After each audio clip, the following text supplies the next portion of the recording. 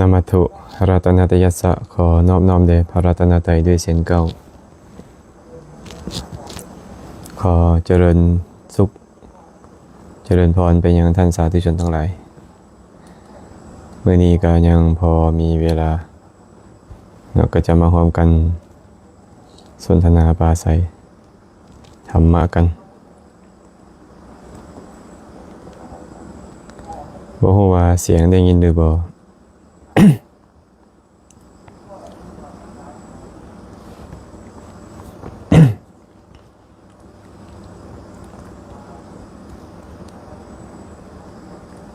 เจริญพรหากท่านใดเข้ามาแล้วก็ใส่คอมเมนต์มาให้ได้เด้อว่าเสียงชัดเจนดีบ่สัญญาณใช้ได้บ่เนาะเพื่อจะได้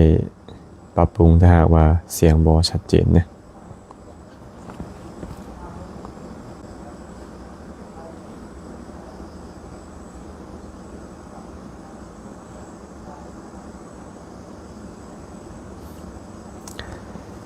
ก็หวังว่าเสียงจะพอได้ยินเนาะหวังว่าเสียงจะพอได้ยิน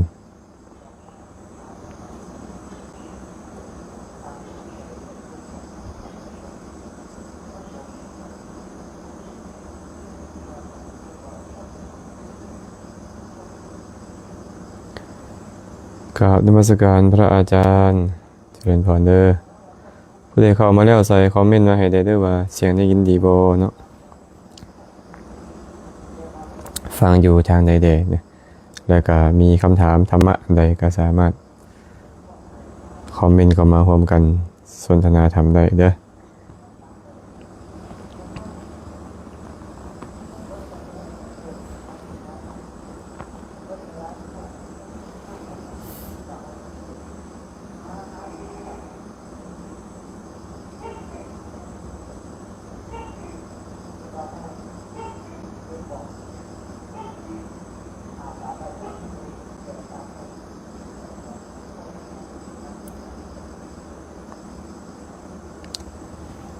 านางแก้วภูธร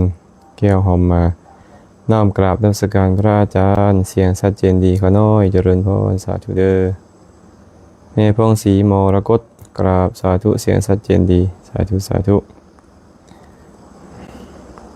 อย่าลืมเด้อเข้ามาแล้วก็ซอยแชร์ไปเป็นธรรมทาน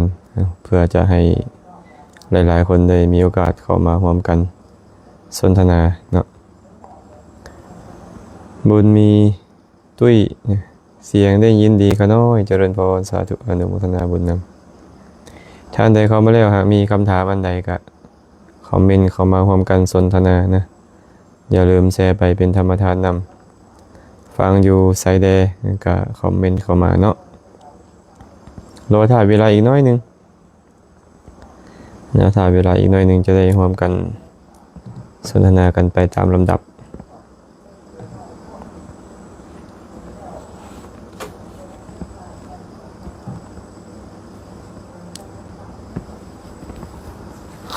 รุ่นนี้เสียงยินดีขน้อยสาธุโตพัดไสยเพชรนำกราบนมัสการพระอาจารย์ญาติธรรมทางสวรรณเขตเนาะพันนีมั่นพันนีไสยวงศ์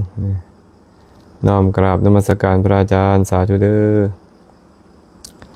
อุ่นวงแสงเดือนเจริญพรคำพรปทุมมีวงศาเจริญพรสาธุอนุโมทนาบุญนำทุกคนทุกท่านที่เข้ามาแล้วเนาะอย่าลืมเด้อแชร์ไปเป็นธรรมทานนำแล้วก็มีคำถามอันใดก็สามารถคอมเมนต์เข้ามาร่วมกันสนทนาได้สามารถคอมเมนต์เข้ามาร่วมกันสนทนาได้เหลือเวลาอีกน้อยหนึ่งเนาะตอนนี้ก็เวลาผ่านไปประมาณ4 นาทีก็กว่ารอถ่ายเวลาอีกหน่อยหนึ่งจะได้ร่วมกันสนทนาธรรมมานีนินกราบนมัสการพระอาจารย์สาธุแม่บุญมีบัวลำพันธ์ขอน้อมนมัสการพระอาจารย์ฟังอยู่คงสีดลขน้อยสาธุนางเรียนคำบานมณีวงศ์นัตตี้เจริญพรสาธุมสุขุสุคนก็จะบ่ให้เสียเวลาดนเนาะผู้ใดเข้ามาแล้วก็จะร่วมกันสนทนาธรรมเลยที่ให้หัวข้อขึ้นไปเมื่อกี้เนี่ยนะว่า กราบนมัสการสาธุพระอาจารย์เขาน้อยขอถามแน่เด้อคันว่าเขาน้อยให้ทานแก่คนที่บ่มีศีลกะสิได้บุญอยู่บ่เส้นให้ทานแก่คนขอทานกะสิได้บุญอยู่บ่เขาน้อยเพิ่นก็ถามมาว่าให้ทุนให้ทานกับคนบ่มีศีลนี่นะสิได้บุญบ่อย่างเช่นว่าให้ทานกับคนขอทานเนาะกะสิได้บุญอยู่บ่การให้ทานคือเจตนาในการสละของเฮา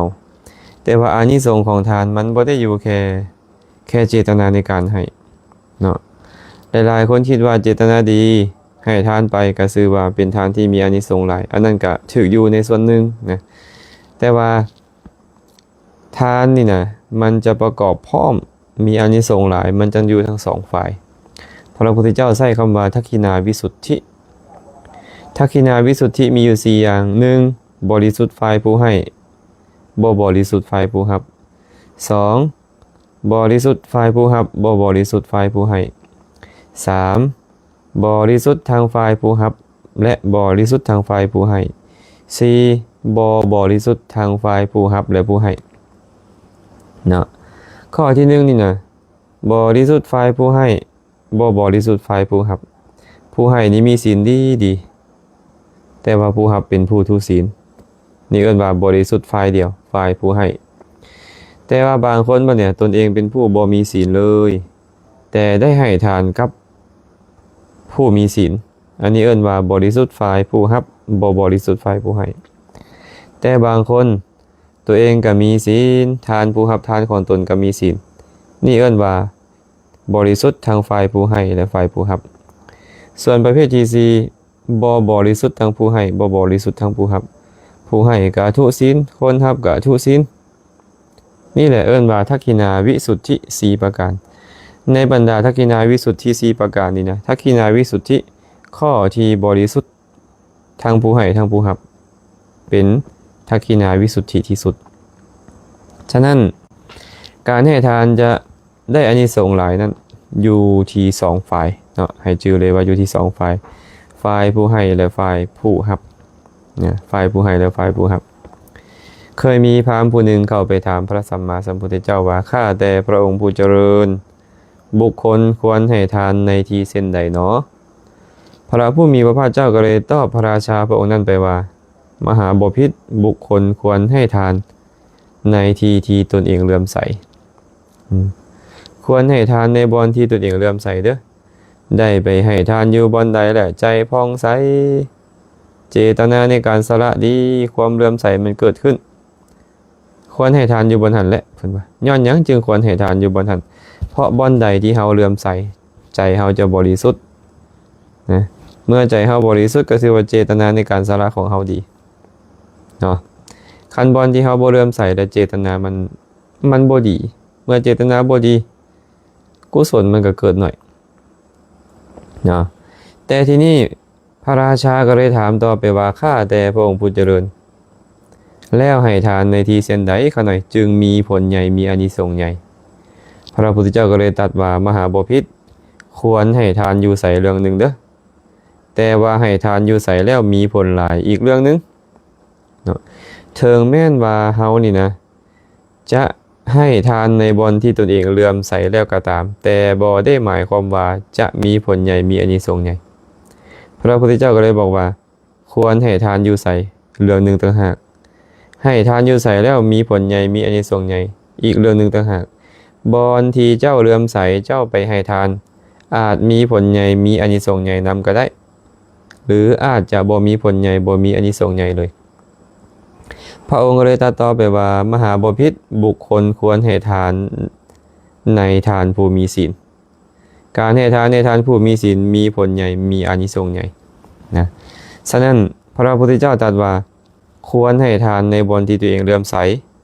แต่ให้ทานในทานผู้มีศีลมีผลใหญ่มีอานิสงส์ใหญ่แตกต่างกันเนาะคันศีลของผู้รับทานหลายขึ้นอานิสงส์หลายขึ้นบ่ได้อยู่ที่ว่าเฮาให้ทานบ่อนใดแล้วใจเฮาดีใจเฮาสบายและบุญจะหลายบ่แม่นเนาะเจตนาเฮาดีซื่อๆแต่ว่าหากว่าบ่อนที่เฮาให้ทานนั้น เป็นคนทุศีลก็มีผลหน่อยลงทีนี้ในทักขินาวิสุทธิเนาะหรือในทักขินาวิพังคสูตรพระพุทธเจ้าตรัสไว้ภิกขุทั้งหลายบุคคลให้ทานแก่สัตว์เดรัจฉานได้อานิสงส์100ให้ทานกับคนทุศีลได้อานิสงส์1,000ให้ทานกับคนมีศีลได้อานิสงส์100,000ให้ทานกับคนมีศีลที่ข่มความกำหนัดยินดีในกามเจริญฌานอภิญญาได้อานิสงส์100,000 โกฏแต่ให้ทานในทานพูดปฏิบัติเพื่อให้บรรลุโสดาบันได้อานิสงส์นับประมาณบ่ได้บ่จำเป็นต้องกล่าวถึงโสดาบันผู้ปฏิบัติให้บรรลุสกทาคามีสกทาคามีอนาคามีไปตามระดับจนฮอดพระพุทธเจ้าได้อานิสงส์สูงสุด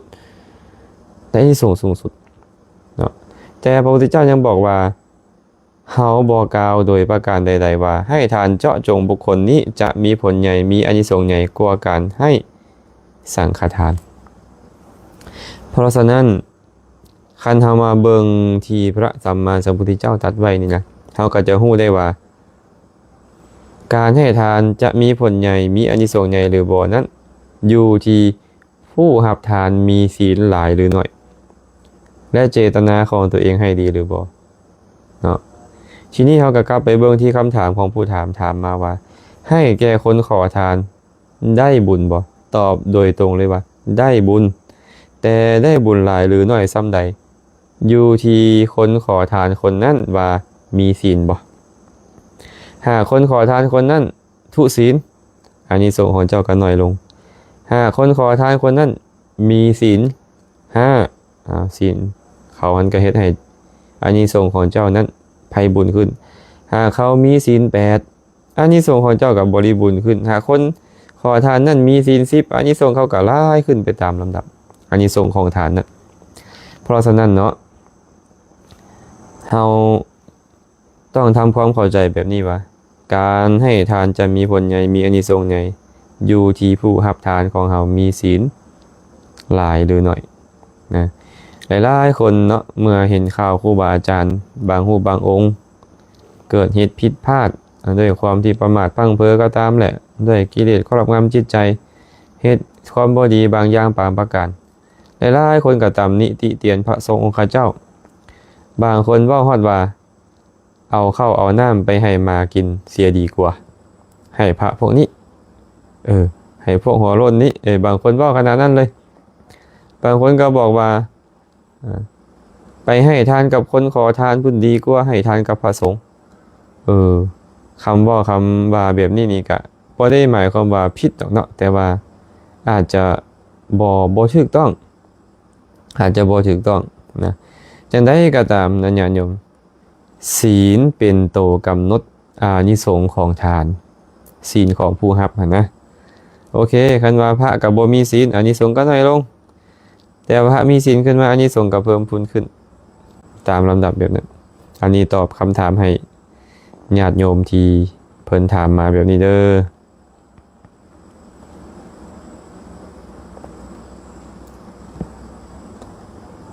พันนีมั่นพันนีไสยวงศ์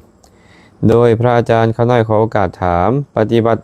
แบบใดจึงได้ไปเกิดอยู่สวรรค์ชั้นสูงสุดฟังธรรมแล้วบรรลุธรรมอยู่นั่นจึงบ่ได้กลับมาเกิดอีกค่ะน้อย อยากไปสวรรค์ชั้นสูงสุด ฟังธรรมอยู่หันแล้วจะบ่ได้กลับมาอีกทำความเข้าใจนำกันก่อนเนาะสวรรค์นี้มีอยู่สองแบบสวรรค์ชั้นกามวจรกับสวรรค์ชั้นพรหมหากแบ่งสวรรค์ชั้นพรหมเป็น2ประเภทคือรูปพรหมและอรูปพรหมก็เป็น3แบบเนาะสวรรค์นี้นะแต่ การให้ทานรักษาศีลเป็นปัจจัยให้เกิดในสวรรค์ชั้นกามวจรการเจริญฌานแบบรูปฌานได้ก็เป็นเหตุให้เกิดในสวรรค์ชั้นรูปพรหมถ้าหากเจริญอรูปฌานได้ก็เป็นเหตุให้ไปเกิดในสวรรค์ชั้นอรูปพรหมตามลำดับแต่ผู้ที่ถามมานี่คงจะมุ่งหมายถึงสวรรค์ชั้นกามสวรรค์ชั้นกามวจรนี่นะญาติโยมบุคคลถึงแม้ว่าจะยังบ่สามารถเจริญฌานได้ ให้ทานรักษาศีลก็เป็นปัจจัยให้เข้าถึงสวรรค์ชั้นนั้นๆได้แต่โตห้องรับในการจะไปเกิดในสวรรค์นั้นได้แท้ต้องเป็นศีลเนาะต้องเป็นศีลในทานุปติสูตรพระสัมมาสัมพุทธเจ้าตรัสไว้แบบนี้ว่าภิกษุทั้งหลายบุคคลบางคนในโลกนี้ให้เข้าน้ำผ้าพรทอนสบายยานพาหนะเครื่องรูปไล่ของหอมประจีบโคมไฟที่อยู่ที่นอนแก่สมณพราหมณ์เขาให้สิ่งใดยอมบางสิ่งนั้นเขาได้เห็นกษัตริย์มหาศาลแดพราหมณ์มหาศาลแดข้าบดีมหาศาลแดเป็นผู้บำรุงบำเรออยู่ด้วยกามคุณทั้งหลายเขาจึงมีความปรารถนาแบบนี้ว่าโอ้เนาะขอให้เขาหลังจากแตกกายทำลายแล้วจงเข้าถึงความเป็นสหายของกษัตริย์มหาศาลแดพราหมณ์มหาศาลแดข้าบดีมหาศาลแดเถิด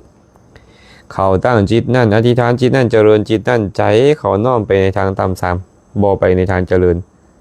หลังจากแตกกายทำลายแล้วเขายอมเข้าถึงความเป็นสหายของพวกกษัตริย์มหาศาลแดพราหมณ์มหาศาลแดข้าบดีมหาศาลแดแต่เฮากล่าวว่าเป็นของผู้มีศีลได้บ่แม่นของคนทุศีลขนาดว่าการมาเกิดเป็นมนุษย์นี่นะยังต้องรองรับด้วยศีลแมนอยู่ว่าทานเป็นปัจจัยให้ไปเกิดนี่เกิดนั่นในสวรรค์สั้นนี่สั้นนั่นเป็นต้นได้แต่ว่าต้องอยู่บนพื้นฐานของศีลพระองค์ตรัสเหมือนเดิมนั่นแหละว่าบุคคลผู้ให้เข้าน้ำยานพาหนะผ้าพรทอนสบายเครื่องรูปใต้ของหอมประทีปโคมไฟที่อยู่ที่นอนแก่สมณพราหมณ์เขาให้สิ่งใดยอมบางสิ่งนั้นเขาได้ยินได้ฟังมาว่าสวรรค์ชั้นจาตูมดาวดึงยามาดุสิตนิมมานรดีปรนิมิตวสวัตติสวรรค์กามมาวจรทั้ง6ชั้นนั้นเทวดาทั้งหลายเรานั้นเป็นผู้มีอายุยืนมีผิวพรรณวรรณะงดงามมีความสุขหลายเขาจึงตั้งความปรารถนาแบบนี้ว่าโอ้เนาะหลังจากแต่กายทำลายแล้วขอให้เฮาจงเข้าถึงความเป็นสหายของเทวดาสั้นจาตุมแดดาวดึงแด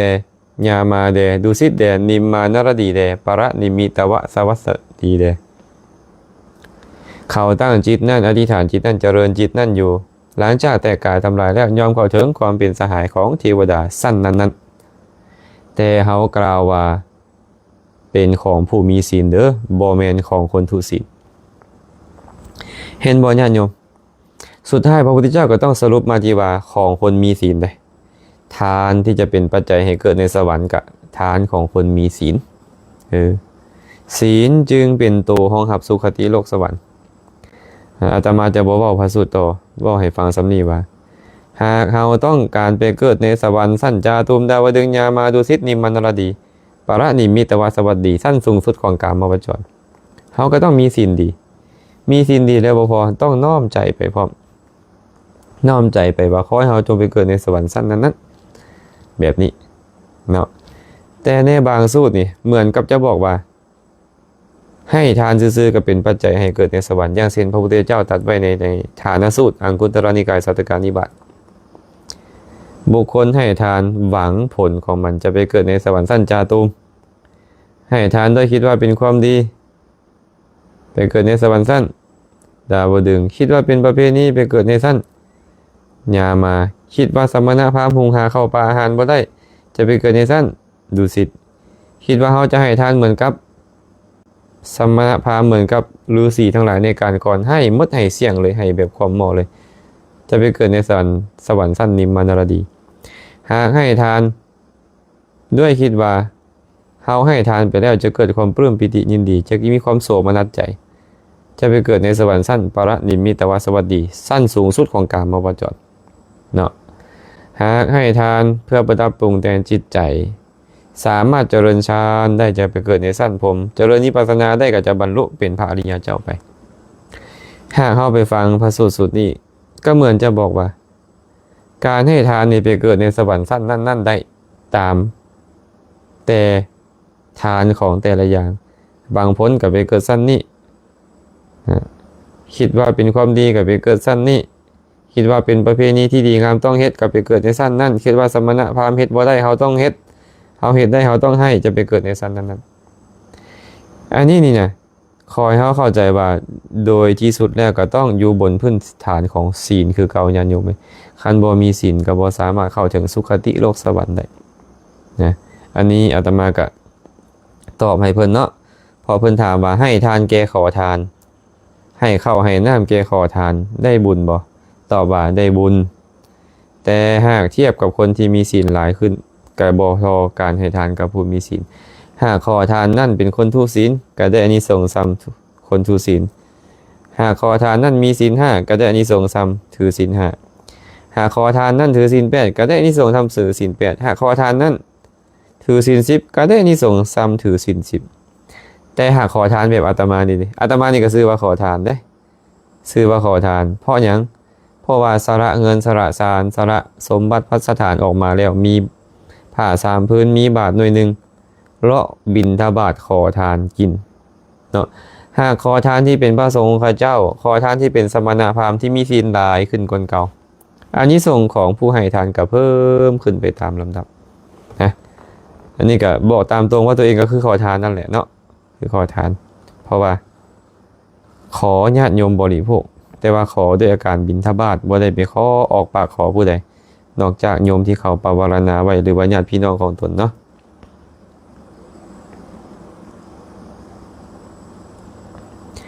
สอบถามครับพญามารทำไมถึงได้อยู่สวรรค์ชั้นสูงสุดครับเพราะพญามารมีบุญครับ พญามารเขาก็ทำบุญทำกุศลมาอยู่แต่ว่าทำบุญทำกุศลมาแล้วปรารถนาที่จะมีอำนาจมากกว่าคนอื่นคนที่มีอำนาจมากกว่าคนอื่นมีฤทธิ์มากกว่าคนอื่นก็คือพญามารที่บอกมีว่ามีฤทธิ์ก็คือสามารถดลบันดาลใจคนให้ทำสิ่งที่ไม่ดีไม่งามทั้งหลายได้พระพุทธเจ้าตรัสไว้แบบนี้นะพญามารผู้มีบาปเนี่ยเป็นเลิศกว่าชนทั้งหลายผู้มีฤทธิ์และยศนะพระพุทธเจ้าตรัสไว้ในคัมภีร์อังคุตตรนิกายจตุกนิบาตฉะนั้นพญามารเขาก็ทำบุญมาเหมือนกับพวกเรานี่แหละ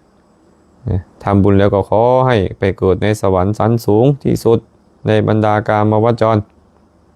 ขอให้มีฤทธิ์มีอำนาจวาสนายิ่งใหญ่กว่าคนอื่นสามารถครอบงำจิตใจของชนทั้งหลายได้เขาก็ไปเกิดเป็นพญามารเพราะเขาทำบุญมาเนาะตอบให้แบบนี้เด้อต้อยสุธรรมมากราบสาธุขน้อยเจริญพรญาติธรรมทางทาแขกเนาะหานอาหารมวลใจหับจัดงานเลี้ยงทุกประเภทข้าน้อยขอน้อมกราบนมัสการพระอาจารย์สาธุเด้อญาติธรรมทางหวยหงพูดเลยเนาะแก้วมณีพรจันทวงศ์น้อมกราบนมัสการพระอาจารย์สาธุอ่อนทองใส่สมพูกราบพระอาจารย์ข้าน้อยขอถามเดพระโสดาบันยังมีความทุกข์อยู่บ่พอดีเมื่อกี้เนาะพอดีเมื่อกี้นี่เพิ่นกระถามมาให้จะได้ไปฟังธรรมและบรรลุโสดาบันเป็นต้นการตอบเพิ่นเนาะตัวนี้เนาะโสดาบันยังมีความทุกข์ป่ะอย่าว่าแต่โสดาบันเลยญาติโยมแม้แต่พระอรหันต์ก็ยังมีความทุกข์แม้แต่พระสัมมาสัมพุทธเจ้าก็ยังมีความทุกข์แต่ความทุกข์นั้นเราควรแบ่งออกเป็น2ประเภทเนาะ1ความทุกข์กาย2ความทุกข์ใจนะให้จื้อกันเนาะ1ความทุกข์กาย2ความทุกข์ใจความทุกข์กายนี่นะจะเป็นภัยก็ยังมีหมดเป็นปุถุชนก็มีโสดาบันก็มีสกทาคามีก็มีอนาคามีก็มีอรหันต์ก็มีแม้แต่พระสัมมาสัมพุทธเจ้าก็ยังมีความทุกข์กายพระพุทธเจ้าก็ร้อนเมื่อตากแดดร้อนก็เป็นทุกข์กายพระพุทธเจ้าก็หนาวเวลาหมอกเวลาฝนมาเวลาหน้าหนาวพระพุทธเจ้าถูกเทวทัตกิ้งหินทับพระพุทธเจ้าก็เจ็บก็ปวดก็ทุกข์พระพุทธเจ้าป่วยพระพุทธเจ้าก็ทุกข์แต่ว่าทุกข์กายเท่านั้นเกิดขึ้นทุกข์ใจบ่เกิดขึ้นสำหรับพระอรหันต์นะเนาะคน2คนที่บ่มีความทุกข์ใจเลยคือ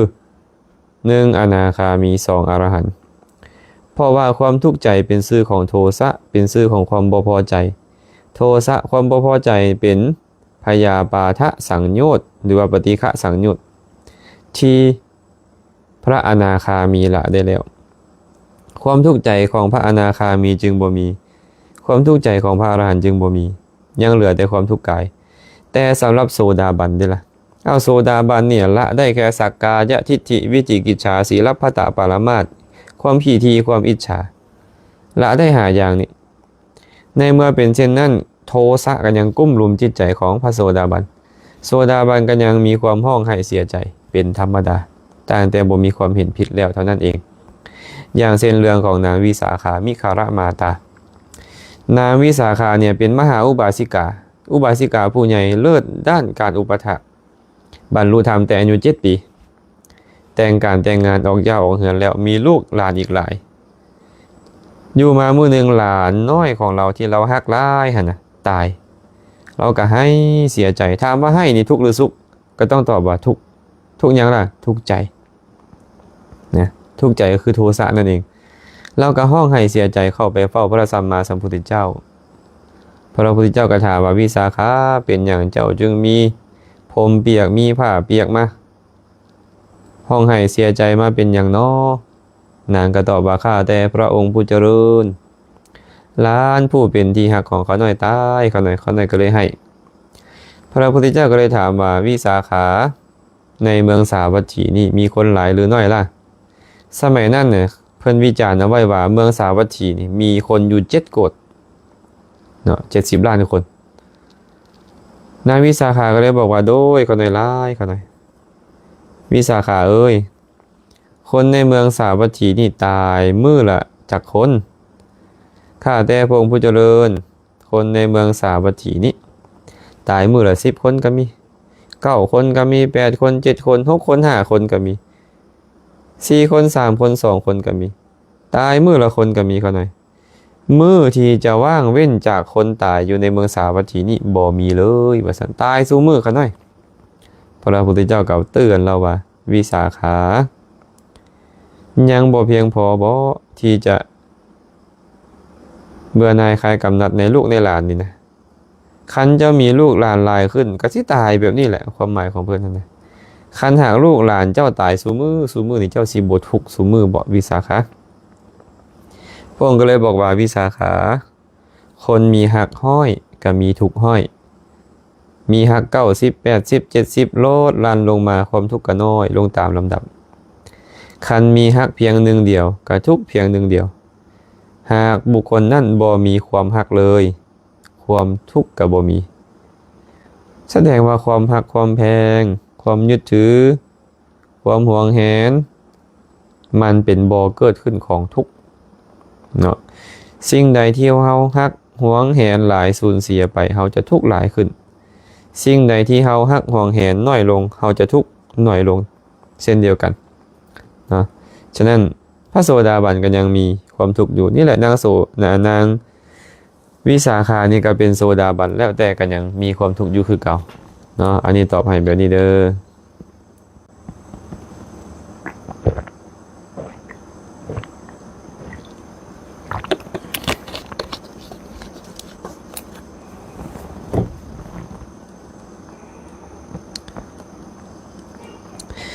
อนุโมทนาบุญนำเนาะญาติธรรมที่เข้ามาแล้วเมื่อสุคนแคทจันทองทิพย์น้อมกราบนมัสการพระอาจารย์อึ้งหลวงราชเจริญพรอนุโมทนาบุญนำเมื่อสุคนผู้ใดเข้ามาแล้วเนาะก็ซอยคอมเมนต์มาบอกได้ว่าฟังอยู่ไสแล้วก็มีปัญหาอันใดก็คอมเมนต์เข้ามาสนทนากันแล้วก็อย่าลืมแชร์ไปเป็นธรรมทานนำเด้อท้าวนาขันอาสาขอถามแน่พระอาจารย์เป็นหยังเพิ่นจึงสูตรกุศลาให้คนตายขะน้อยเป็นหยังคือสูตรกุศลาให้คนตายก็ต้องตอบตามตรงแบบนี้ว่าความจริงแล้วเพิ่นบ่ได้สูตรให้คนตายฟังดอกนะเพิ่นบ่ได้สูตรให้คนตายฟังเพิ่นสูตรให้คนเป็นฟังสมัยก่อนเนาะเวลาคนใกล้จะตายญาติโยมที่เขานับถือพุทธศาสนานี่นะเขาก็นิยมไปนิมนต์พระสงฆ์องค์เจ้ามาสูตรมาสาธยายมาแสดงธรรมให้คนใกล้ตายฟังเมื่อคนใกล้ตายได้ฟังแล้วเขามีใจเลื่อมใสมีใจพองใสตายไปแล้วก็ไปสู่สุคติโลกสวรรค์ได้บางคนบางทานมีอุปนิสัยดีกว่าท่าน ฟังธรรมจบลงกับบรรลุเป็นพระอริยเจ้าได้เนาะแต่ที่นี่การเวลาผ่านไปก็เห็นว่าตายแล้วก็อย่าคนตายฟังบ่ได้แล้วกลับไปสาธยายธรรมให้คนเป็นฟังก็เลยกลายเป็นประเพณีกันมาแต่ว่าคนเฮาบ่เข้าใจเดี๋ยวนี้เนาะเมื่อบ่เข้าใจแล้วก็เข้าใจว่าไปสูดกุศลาให้คนตายฟังอันนี้บ่แม่นเด้อไปสูดให้คนเป็นนี่แหละฟังเนาะและเป็นอย่างเพิ่นบ่เลือกอย่างอื่นเป็นอย่างเพิ่นคือเลือกบทกุศลานี่เราต้องเข้าใจก่อนว่ากุศลานี่เป็นหยัง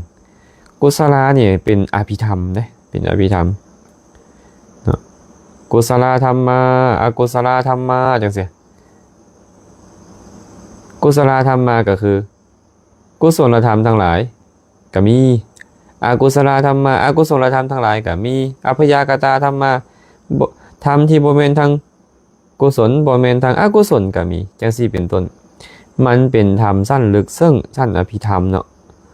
เป็นอย่างเพิ่นจึงเลือกเอาบทนี้มาสูตรมาสาธยายสมัยพุทธกาลนะ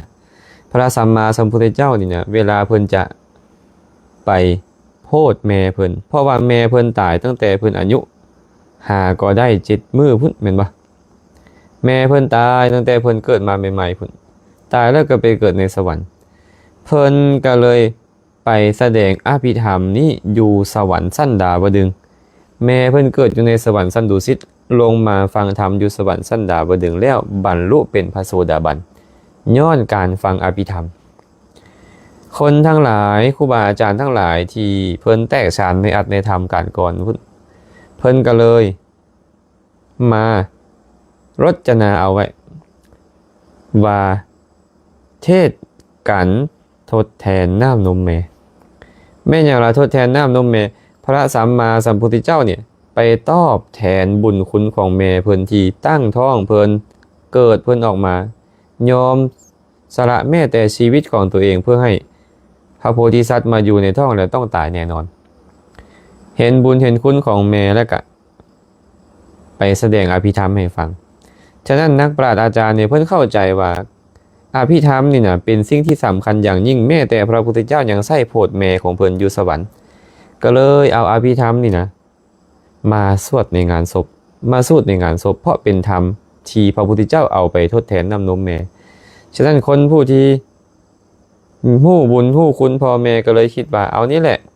เอาอภิธรรมนี่แหละมาสวดมาสาธยายให้ฟังคนตายแล้วฟังบ่ได้ก็อย่าคนเป็นนี่แหละสิฟังแล้วจะได้อุทิศให้กับผู้ตายนั้นจังซี่เป็นต้นก็เลยเลือกเอาอภิธรรมมาสูตรในงานศพเนาะบางที่ก็กุศลาบางที่ก็เพิ่นว่าอภิธรรม7คัมภีร์บางเทื่อก็เอาปัฏฐานปัจจัยต่างๆมาสูตรเขาเอิ้นว่ายอดมุกเป็นต้นนั่นแหละก็มีอันนี้ตอบให้แบบนี้เด้อสรุปก็คือบ่ได้สวดให้คนตายฟังดอกสวดให้คนเป็นนี่แหละฟัง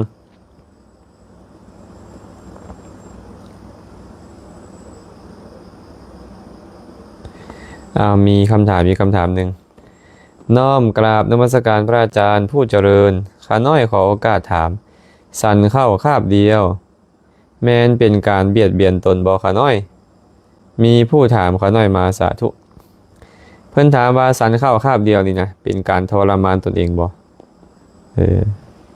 ก็ต้องตอบว่าการบริโภคอาหารคาบเดียวนี้ก็ยังบ่ชื่อว่าเป็นการทรมานตนเองไอ้คำว่าทรมานตนเองนี้เพื่อนคงจะมุ่งหมายไปที่เรื่องของมัชฌิมาปฏิปทาเนาะเพราะว่าการประพฤติสุดโต่งสอง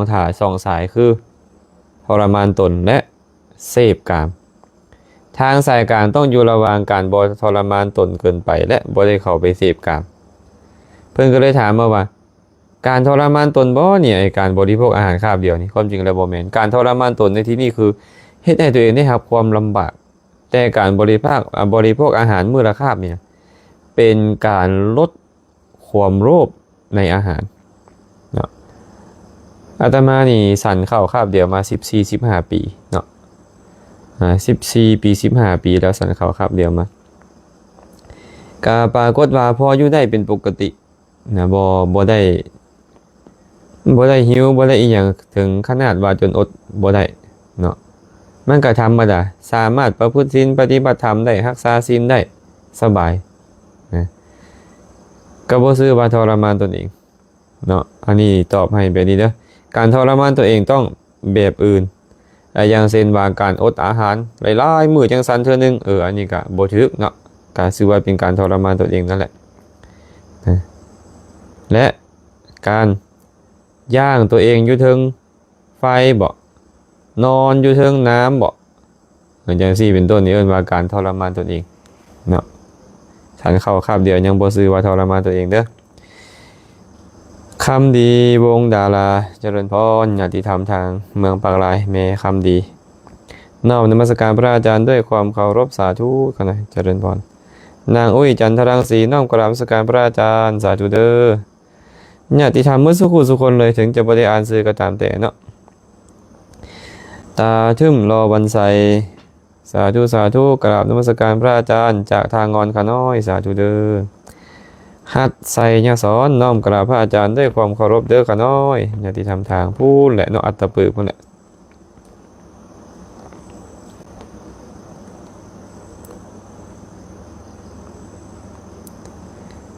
มาเบิ่งอีกคำถามหนึ่งเนาะ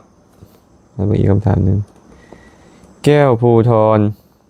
แก้วหอมมาขอการถามพระอาจารย์สมมุติว่าเมียไปสร้างกุศลแต่ผัวบ่ได้ไปเพราะมีเวียกที่บ่ได้ไปสร้างกุศลนำแต่จิตใจผัวมีความอิจฉาเล็กน้อย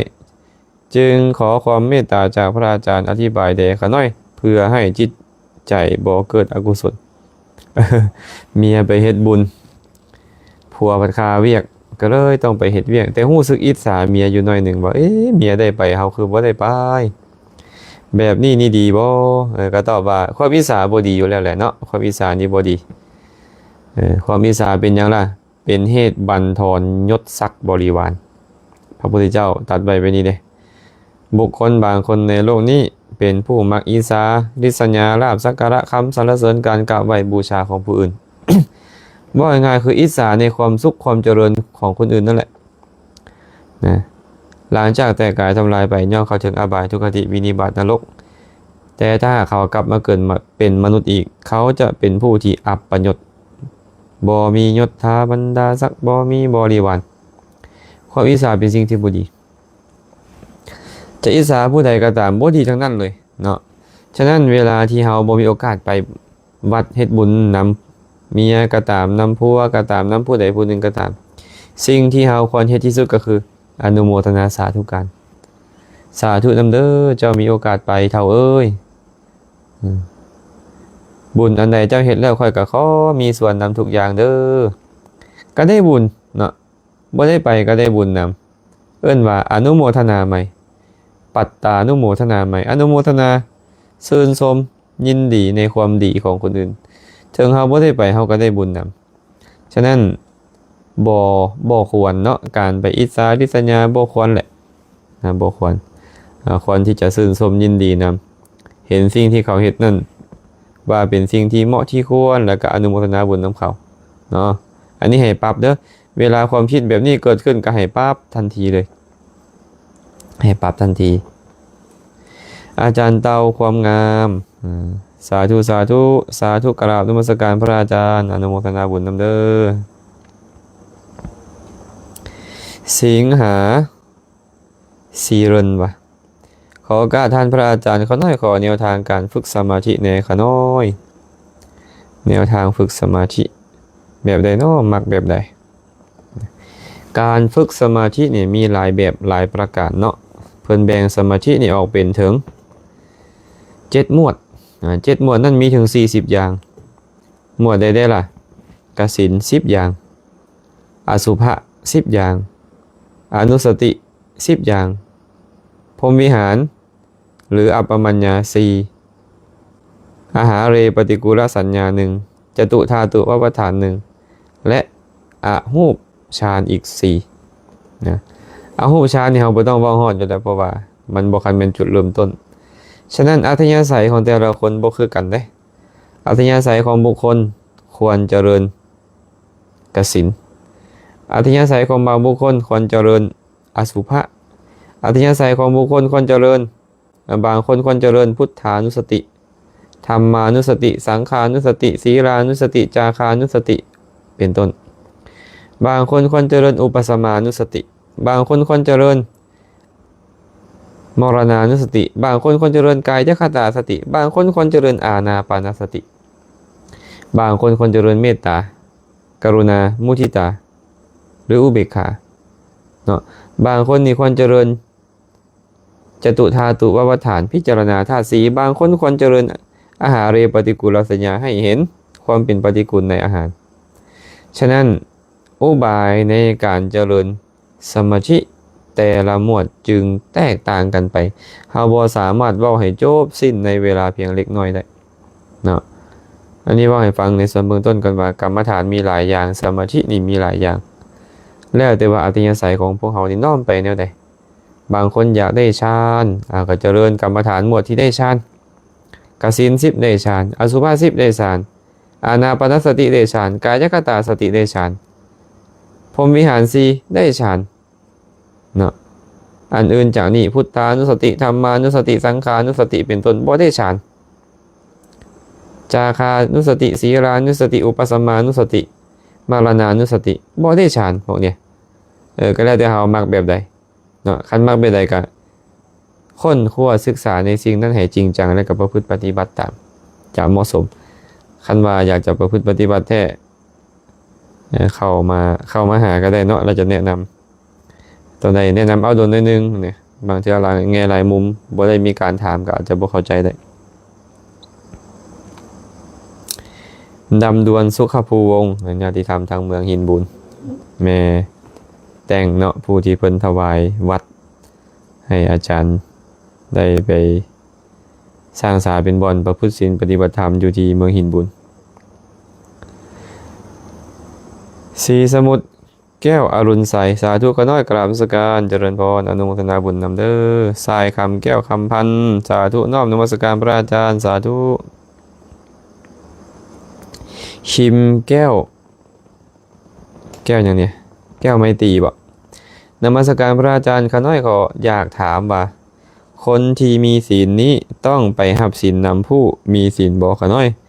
หรือว่าสมาทานศีลเองก็ได้หรือว่าบ่ต้องหับบ่ต้องสมาทานศีลเพียงแต่บ่เฮ็ดผิดศีลก็เอิ้นว่ามีศีลได้บ่ขน้อยทำความเข้าใจศีลก่อนเมื่อทำความเข้าใจศีลแล้วเราจะรู้ว่าสมาทานศีลคือแนวใดบ่สมาทานเป็นแนวใดเนาะศีลมีสภาวะอยู่2อย่างก่อน1ความตั้งใจเจตนาที่จะงดเว้น2ความงดเว้นเสียได้ความตั้งใจจะงดเว้นเอิ้นว่าตัวศีลหรือความงดเว้นเสียได้เอิ้นว่าตัวศีลบางคนนี่ตั้งใจว่าแต่นี่ต่อไปค่อยจะบ่ฆ่าสัตว์จะบ่ลักทรัพย์จะบ่ประพฤติผิดในกามจะบ่เว้าตัวจะบ่ดื่มน้ำเมาความตั้งใจนี่เกิดขึ้นเอิ้นว่าสมาทานศีลเกิดขึ้นแล้วนี่เอิ้นว่าการสมาทานเด้เนาะ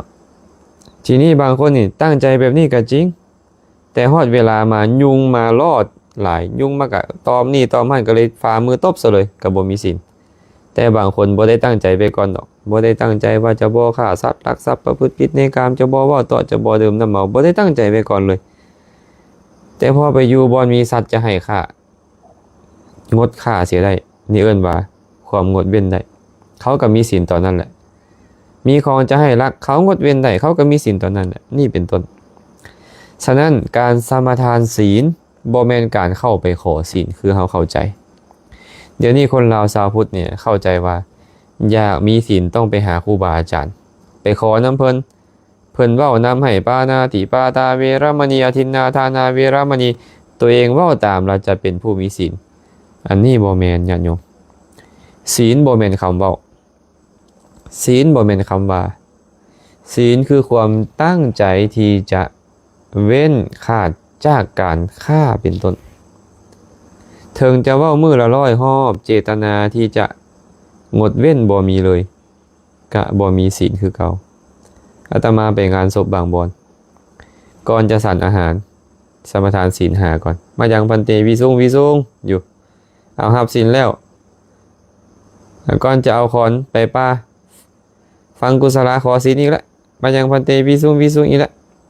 ไปฮอดป่าไปขอศีลนี้แล้วมายังพันเตวิสุงอีกแล้วกลับมาจากป่าเผาศพแล้วมาสวดมงคลอยู่เหือนมายังพันเตวิสุงขอศีลอีกแล้วขอแท้ขอว่าแต่ว่าการขอนะถ้าหากเขาบ่มีเจตนาอยากจะงดเว้นเลยมันบ่มีศีลตรงกันข้ามบัดเนี่ยเจ้าบ่ได้ขอจากไผดอกศีลมันต้องเกิดขึ้นจากใจของเจ้าเองแค่เจ้าตั้งใจว่านับตั้งแต่มื้อนี้เป็นต้นไปข้าพระเจ้าจะบ่ฆ่าสัตว์จะบ่ลักทรัพย์จะบ่ประพฤติผิดในกามจะบ่เว้าต่อจะบ่ดื่มน้ำเมาเจ้าชื่อว่าสมาทานศีลแล้วนะสมาทานคือตั้งใจจะเอามาประพฤติด้วยดีเอิ้นว่าสมาทานเพราะฉะนั้นเด้อการตั้งใจจะบ่ฆ่าเป็นต้นเป็นการสมาทานศีลควรสมาทานเนาะควรสมาทานอยู่เฮือนก็ได้อยู่ไสก็ได้อยู่บ่อนใดก็ได้หมดอันสมาทานศีลนี่เพราะความตั้งใจอยู่ในใจของเฮาตลอดเลยศีลคือความตั้งใจของเฮาบ่แม่นการไปขอจากบุคคลใดบุคคลหนึ่งอันนี้ตอบให้ไว้นี่เด้อ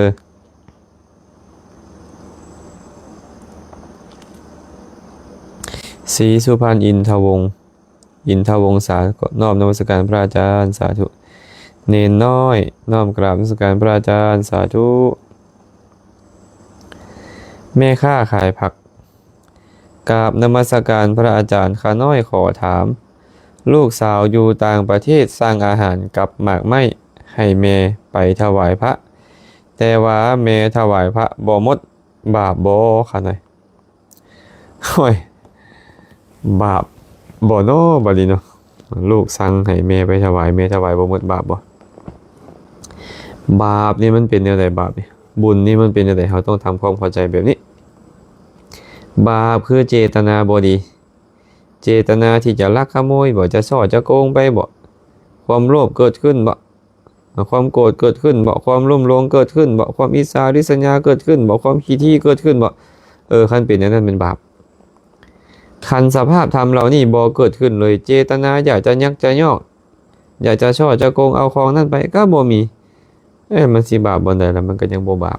นะมันก็ยังบ่บาปนะคันซั่นเนาะตอบให้ไปนี้เด้อคันยังบ่เข้าใจก็ถามมาใหม่แม่สมพรมีใครสุขขออนุโมทนาบุญนำอาจารย์ข้าน้อยสาธุอ่านมาได้นี่นะ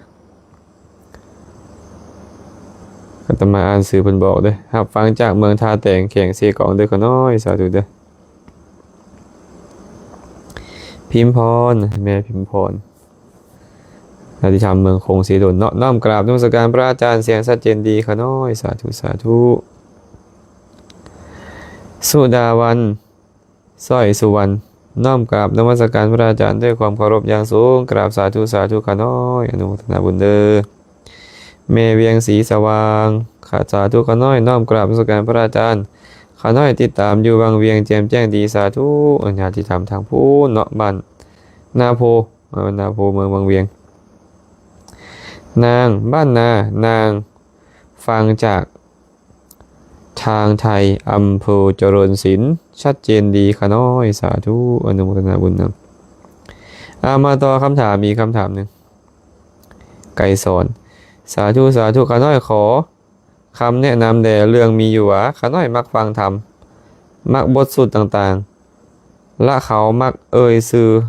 ให้ข้าน้อยว่าครูบาแต่บางคนมักล่อเรียนธรรมะคำสอนสิ่งที่เขาเจ้าทำข้าน้อยย่านเขาเจ้าบาปหรือย่านเป็นกรรมแก่เขาก็จำเป็นแล้วนี่เนาะเขาเฮ็ดบ่ดีเว้าบ่ดีคิดบ่ดีนั่นเป็นบาปอกุศลของเขาบ่เกี่ยวกับเฮานะหน้าที่ของเฮาก็คือต้องคิดดีเว้าดีเฮ็ดดีหากเฮามักฟังธรรมมักสวดบทสวดต่างๆมักเฮ็ดบุญกุศลเขาจะคิดแบบใดก็ตามเรื่องของเขาบ่สามารถไปบังคับบัญชาเขาเจ้าได้อย่าว่าแต่เฮาเลยญาติโยมเอ้ยแม้แต่พระสัมมาสัมพุทธเจ้านะก็ยังบ่สามารถไปบังคับผู้ใดให้มามักคือพระองค์มัก ให้มาฮู้เห็นตามที่พระองค์ฮู้เห็นได้ก็ได้แต่คนที่มีอุปนิสัยเท่านั้นเองเนาะฉะนั้นเราบ่ต้องคิดหลายดอกเนาะเฮาก็เฮ็ดหน้าที่ของเฮาเจริญกุศลไปเขาก็เฮ็ดหน้าที่บ่ดีของเขาก็ต้องไปประสบทุกข์ของเขาไปนะบ่แม่นหน้าที่ของเฮาปิกอระวันน้อมกราบพระอาจารย์จากอัตตปือสาธุเด้ออนุโมทนานำขอให้มีความสุขความเจริญเด้อเสียงคำตาหลวงพรหมสอนสาธุกราบนมัสการพระอาจารย์สาธุเด้อญาติธรรมทางรักษาเมืองคำเกิดมาต่ออีกคำถามหนึ่งเนาะหนุ่มทีวีน้อมนมัสการพระอาจารย์การเทรดทองคำเป็นการพนันบ่คะไหนขออภัยเนาะอาจารย์บ่ได้ฮู้เกี่ยวกับเรื่องการเทรดการหยังเลยเพราะอาจารย์บ่มีความรู้ด้านนี้เลยจักหน่อยเลยอีหลีเลยที่เขาเอิ้นว่าเทรดนี่เทรดนั่นเป็นการเล่นหุ้นเล่นหยังบ่อาจารย์ก็บ่เข้าใจเนาะถ้าหากว่ามันบ่ได้มีการโกงนะบ่ได้มีการโกงบ่ได้มีการหยังบ่เข้าข่ายเนาะแต่ถ้าหากว่ามีการแข่งมีการขันมีการโกงผู้นี้ชนะผู้นั้นผู้นั้นชนะผู้นี้ไอ้แบบนั้นจะจัดเข้าในการพนันเนาะต้องขออภัยเลยอาจารย์บ่ฮู้อีหลีเห็นเรื่องพวกนี้นะ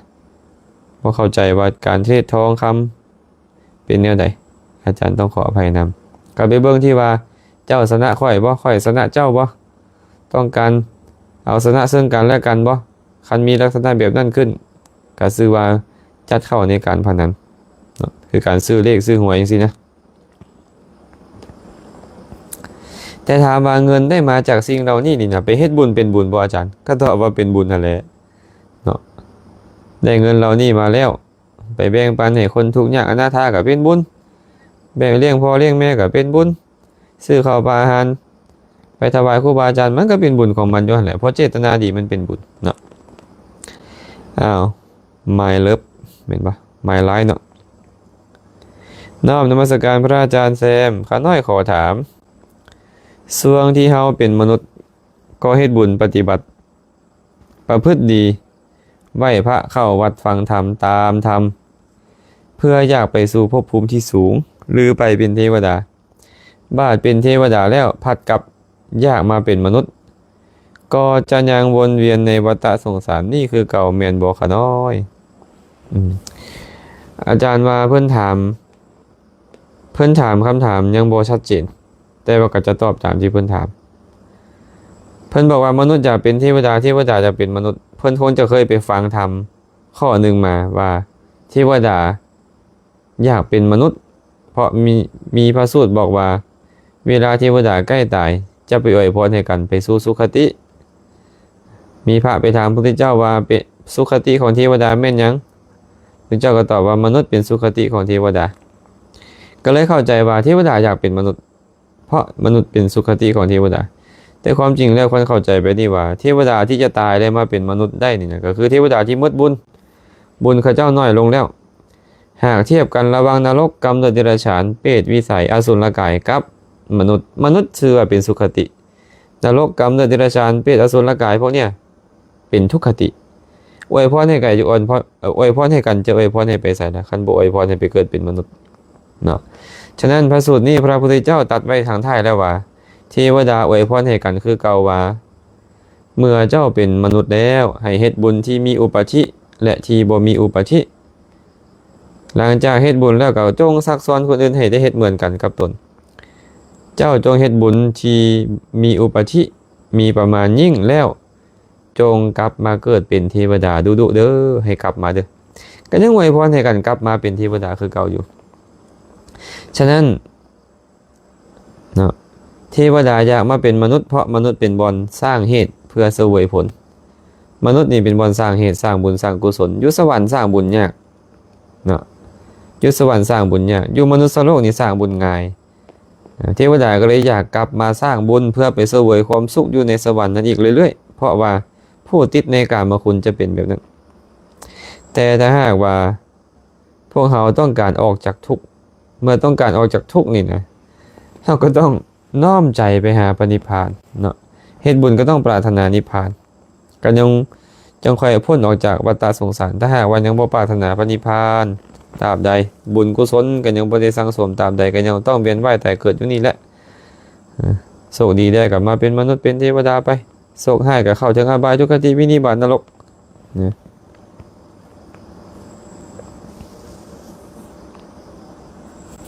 ถ้าหากยังเกิดก็เอิ้นว่ายังวนเวียนอยู่คือเก่าเนาะ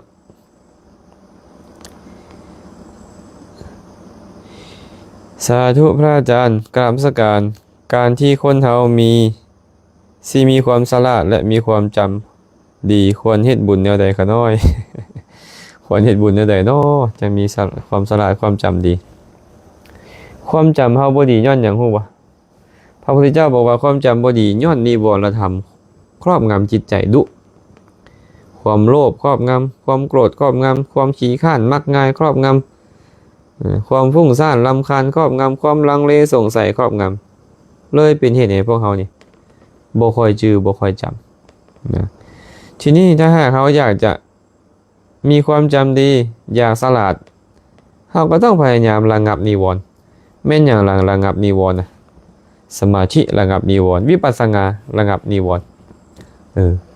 สมาธินั่นแหละท่านมันนั่งสมาธินิวรธรรมมันก็สงบระงับเมื่อนิวรธรรมสงบระงับจิตใจของเขาก็ส่องใสเนาะหากเจริญสมาธิดูความจำในปัจจุบันนี้ก็จะดีเกิดมาชาติใดๆก็จะเป็นคนมีสติมีปัญญาดีสุขุมรอบครอบไอ้คนที่มาเจริญสมาธินี่นะหรือว่าเจริญวิปัสสนาพิจารณาธรรมเรื่อยๆให้เห็นความโมที่มันเป็นทุกข์เป็นอนัตตาเรื่อยๆเกิดมาชาติใดก็ฉลาดหลักแหลมคนแบบนี้และอีกอย่างหนึ่งก็คือฟังธรรมแสดงธรรมสนทนาธรรมนี่แหละเป็นเหตุเป็นปัจจัยให้มีปัญญาหลายนะตอบให้ไว้นี้เด้อพอมันปูกราบนมัสการอาจารย์สาธุขาน้อยสาธุเด้อญาติธรรมบริกรรมใสสยามไปสาธุกราบนมัสการสาธุทุกคนทุกท่านเลยเนาะหอมคำวิไลสาธุกราบนมัสการพระอาจารย์สาธุกอเนี่ยกราบนมัสการพระอาจารย์สัมมาสมาธิกับมิจฉาสมาธิต่างกันแนวใดคะน้อยสัมมาสมาธิหมายถึงสมาธิชอบสมาธิชอบก็คือสมาธิที่เป็นไปในกุศลสมาธิที่เกิดขึ้นพร้อมกับกุศลเอิ้นว่าสมาธิชอบโดยเฉพาะสมาธิที่เป็นไปกับปัญญาเนาะเอิ้นว่าสมาธิชอบส่วนสมาธิที่เกิดขึ้นกับอกุศลอย่างเช่นว่าตอนเข้าไปยิงนกเนี่ยเขาต้องแน่บ่ตั้งใจบ่เป็นนั่นเลยว่ามีสมาธิแต่ว่าสมาธิแนวบ่ดีเนาะสมาธิที่เป็นไปกับอกุศลทุกอย่างเอิ้นว่ามิจฉาสมาธิเด้อเอิ้นว่ามิจฉาสมาธิอันนี้เว้าแบบลักใหญ่ๆให้ฟังแบบนั้นเนาะแก้วเสาแก้วกราบนมัสการวันนี้สัญญาณเน็ตไม่ดีติดตามทุกวันสาธุเจ้าค่ะเจริญพรสาธุ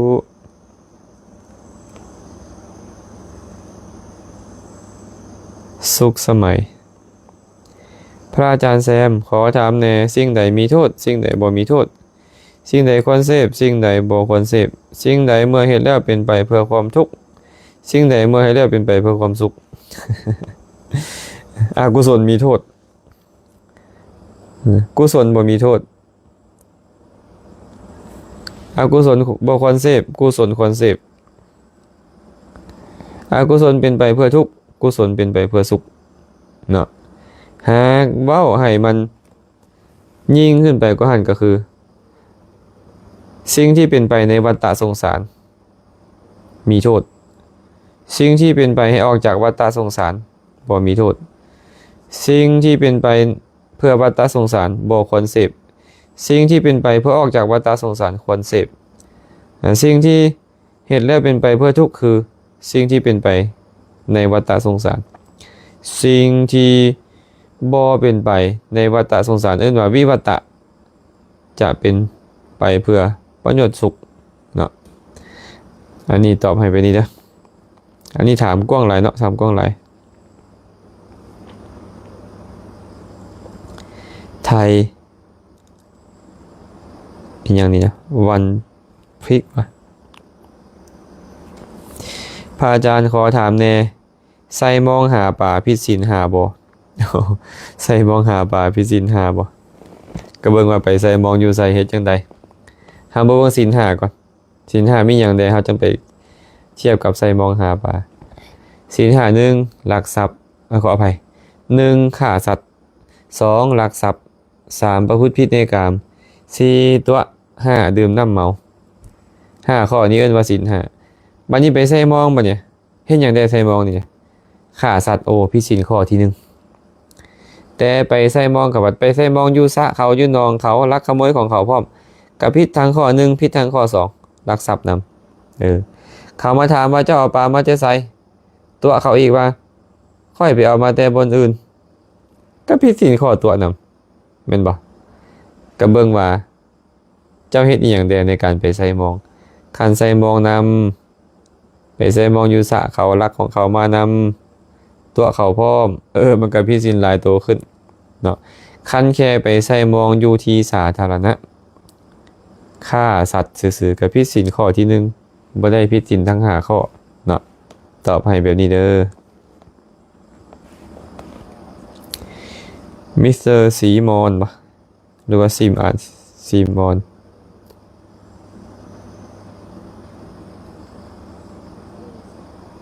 กล่าวนมัสการพระอาจารย์ผู้เจริญในศีลสาธุนางน้ำยืนลอดมณีจันนภา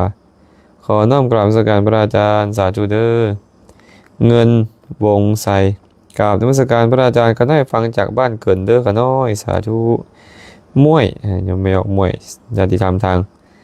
วัดใหญ่ไสยภูมิสวรรณเขตน้อมกราบนมัสการพระอาจารย์สาธุน้ำขิงรับชมจากอำเภอชุมแพจังหวัดขอนแก่นประเทศไทยภาพเสียงชัดเจนดีเจ้าค่ะสาธุออนทองใสสมภูข้าน้อยขอถามแด่ผู้ที่ฟังธรรมเข้าใจ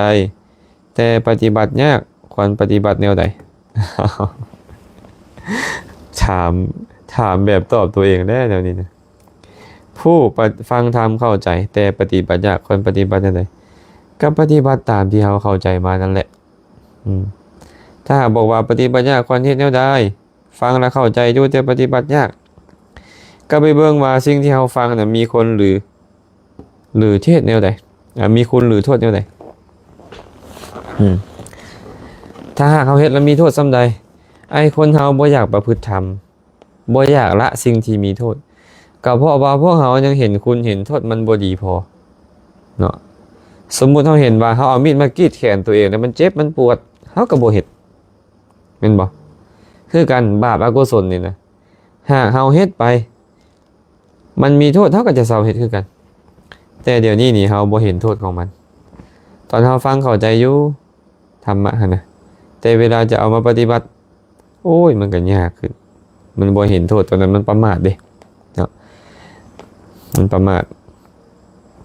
ก็ให้พิจารณาถึงสังเวชธรรมดุๆเนาะพิจารณาเห็นการเวียนว่ายตายเกิดในสังสารวัฏมันเป็นทุกข์พิจารณาเห็นความเกียจคร้านมันเป็น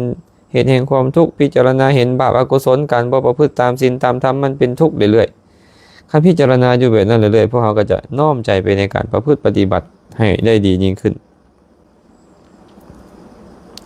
หัดไสยสอนชัดเจนแจ่มแจ้งขอบใจพระอาจารย์ที่อนุเคราะห์พวกข้าน้อยเด้อเจริญพรสาธุเด้อบ่ฮู้เพิ่นว่าเพิ่นถามมาอีหยังบ่ฮู้เนาะ